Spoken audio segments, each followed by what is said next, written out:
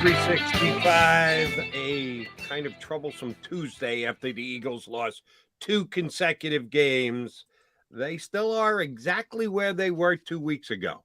They just have a smaller window of opportunity. Their ability to take it easy has gone by the wayside because they need to win this week to lock up home field advantage throughout the playoffs and the NFC playoffs and win an NFC East crown. Yeah, they could get lucky and they could back into it. The Cowboys could lose to the Commanders. Gotta Yeah, remember. not seeing that happening. The 49ers could lose to the Cardinals. Yeah, I'm not seeing that happening either. So they're going to have to go out and take care of their own business, John. And the key aspect will be, will Jalen Hurts be capable of playing? How do you think that plays this week? As far as information goes, you and I from time to time chide Nick Sirianni on being overly protective of competitive advantage that that works out. How'd that work out this week? The dog and pony show from Thursday. The nonsense the Eagles do. Oh, yeah. Dennis Allen's worried about Jack Driscoll playing right tackle. I told you I couldn't report that. I mean, how silly is that? Yeah, and Jalen Hurts didn't take one rep, Jody. Didn't take one first-team rep all week. All week. Gardner took every single one of them. Nonsense. He went out and Jalen went out. He did throw the ball, though, right? Yeah, he played catch with someone on Thursday afternoon in practice. Can you confirm that? Yeah, I got video of it. Yeah. Please, there's Mr. Hurts. Please take all the video you want. Exactly. So I assume that the Eagles will be closed mouth, cards close to the vest, call it what you want as far as information goes. At some point, they will have to admit that Jalen's going to play. Their injury reports that must be filed, and they did put him down as doubtful this week. So that was somewhat telling if you thought there was any chance that he was going to play. Give me your best guess at timelines and hidden agendas as to how this is going to play out leading up this Sunday. 425, John. It could have been Sunday night. Could have been worst case scenario for all you beat guys. It was kind of middle of the road. I know you were all rooting for Sunday at 1. You got Sunday at 425. How are we going to get there with Jalen Hurts' status as quarterback? People don't realize how badly the Eagles screwed me with this loss to the Saints. It would have been Sunday at 1. Yeah, but it's not the worst case scenario. I do think it'll be evident Thursday. Remember, we're in Wednesday walkthrough season, so we're not going to get to see practice until Thursday. And I think it was evident when I knew he wasn't playing last week. It was when they do their, I mentioned it on the show. I couldn't say it flat out, but when they do their ball security drills, he did not participate, which I could report, but that was the clear indication he was not cleared for contact. I imagine if he's cleared for contact by Thursday, we will know he's going to play in essence, and we'll be able to see that if he's in the ball security drills. If he's not cleared, then you got some issues. So we see that shakes out over the week. My guess is I'm with John. He knows better than me, but I think that Jalen Hurts is going to play, but we will not know. And the Eagles are not going to tell us. Now, when I critique the head coach here, let me just go on the record because people get bent out of shape and they overreact. Yeah, I'm going to take a shot at Nick Sirianni. I think Nick Sirianni is absolutely in the conversation for Coach of the Year in the National Football League. I might go so far as to say made the best coach win this Sunday. If Sirianni wins and finishes up 14-3, give him the award. If Brian Dable comes in and beats the Jalen Hurts-led Eagles with or without his starters, he might be eligible for the award. Oh, by the way, I got a call on CBS Sports this weekend who suggested Dougie P should get the nod for getting the Jaguars. Yeah, I wouldn't. I mean, they got to win. They got to win on Saturday night, but I think they're going to win. The Jags I'm talking about. Yeah, I have no problem with people putting Doug in there. That's one of my easiest predictions of the preseason was how happy Jacksonville was going to be with Doug Peterson. Mm-hmm. Not just because he's a good coach, but because of what they had there before. And it's worked out that way, and it's not a surprise to me at all. And Trevor Lawrence having Doug Peterson and company, That's a good thing, not only for Jacksonville, but the NFL. He was replacing the dumpster fire that was Urban Meyer. And the other Jacksonville point I made on my show, and I know you know this, a lot of people around the NFL gave the Jaguars a hard time for what they paid Christian Kirk as a free agent. Yeah, he's played great. He's got 1,000 yards.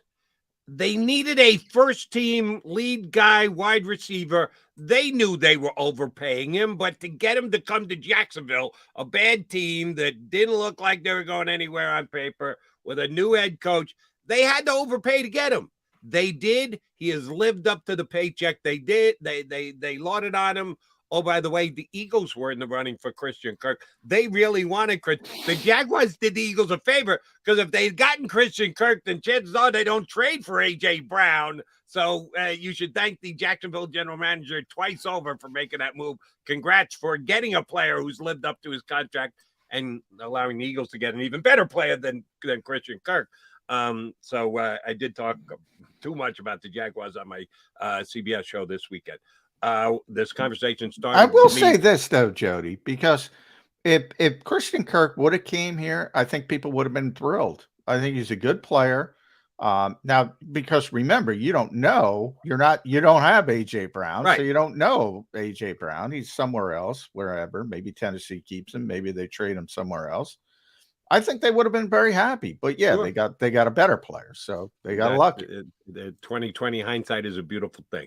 All right, I got to take a little bit of a shot at Doug Peterson here, and I know you sort of tweeted about this, about Doug taking all the bullets. That's his modus operandi now. Very Andy Reid-like. We need to do a better job coaching him up. I got to put him in a better position. It's almost like you play a tape from Andy Reid press conferences from yesteryear for Doug Peterson. That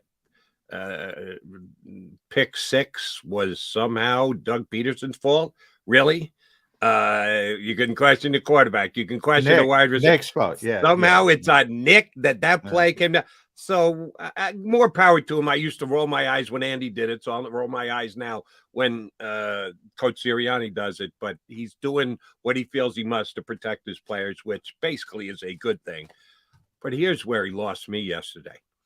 When he said, I don't get too high when we win, and I don't get too low. So if you guys are looking for me to be either ticked off or bummed out, that's not me. Excuse me? He's one of the most emotional coaches I've ever seen in my entire life. Did we lose the video from him running over to the stands in Indianapolis, high-fiving fans and screaming, "That's for Frank Reich"? What are you talking about? You're not one of those guys who has high highs well, I think, or low lows. Stop it. You don't really – did he say that with a straight face? Did he look right into the camera and say that yesterday, John McMullen? Well, and I think he's saying with the microphone. Yeah, in the game, the emotion of the game, yeah, he probably gets too emotional, which he admits at times. But on the microphone, you got to stay more measured. Look, I think it's a good thing, but, we also know it. What Nick does, and this is what you should do if you're a head coach, is when things go bad, he blames himself. And when things go well, he praises the players. That's right. What you should, or the assistant coach. That's what you should do. That's absolutely what you should do. But we also know at this stage, it's a bunch of hooey. We know it wasn't your fault. We know it was Gardner Minshew's fault. I asked, we asked Nick 20 different ways, and to his credit, he never wavered. And I asked him, what's the teaching point? I mean, you and Shane can't call a perfect play every time. What's the teaching point for the quarterback, the receiver, whatever? He didn't bite. The credit to him. But we all know it's not true. So it's a give and take. But, from his perspective, players like him, coaches like him, because he will take the blame when things go wrong, and he will dish out all the credit in the world when things go right to the players, but he's never going to blame the players. And that's what you should do, to be honest. I agree. And, oh, by the way, despite these last 2 losses, ugly losses, painful losses, Eagle fan, let's be honest, they're still 13-3. At Yeah, some I point, know. you always have to go back and do a Franchise reset record, and by the go way, 13 and 3. They should have, we're all waiting for another franchise record. They've never won 14 games in the season. They should have done it before this, so it's a little disappointing. But I'll say again, 13. You say 13 and 3, 13 and 1 with the starting quarterback, 13 and 1 with the starting quarterback. Yeah, So but Gardner Minshew is a starting quarterback. He's one of the top 32 in the with league. their starting quarterback, and again, yes, again, and I use the baseball analogy. There are 30 teams, but there aren't 30 aces, but there's 30 number ones. And the same thing in football. There's technically 32 starters because there has to be 32 starters, but they're not 32 men in the world who deserve to be NFL starters. The supply doesn't meet the demand. It never has. It never will. Same thing happens in other sports. Jalen Hurts has played like a top 5 quarterback this year. There is a big difference between top 5 and bottom 5. Right. And again, I don't think Gardner Minshew. When you're the second best quarterback on the field in a game started by Andy Dalton on the other side, that pretty much tells you where Gardner Minshew is at in the Andy league. Dalton, by the way. My God, that guy, I thought he was going to build a house in the middle of Lincoln Pine. He holds on to the football so much. I joked, because we talk about this all the time here. I joked, whoever wins this, whoever loses this game, I said sacks are not going to be a winning stat because they both sacked the quarterback 100 times. Getting crushed. Both teams were getting crushed. And oh, by the way, yes, Andy Dalton is now 4-0 against Philadelphia Eagles lifetime. I know it goes back to Cincinnati. It's irrelevant to what's happening now. 4-0 is 4-0. Any way you want to slice it, it's 4-0. But we have to wait on Jalen Hurts to find out if he is capable of playing. We do not know that yet. I don't think we're going to know it for at least a couple days. Johnny Mack said Thursday is probably going to be the big reveal.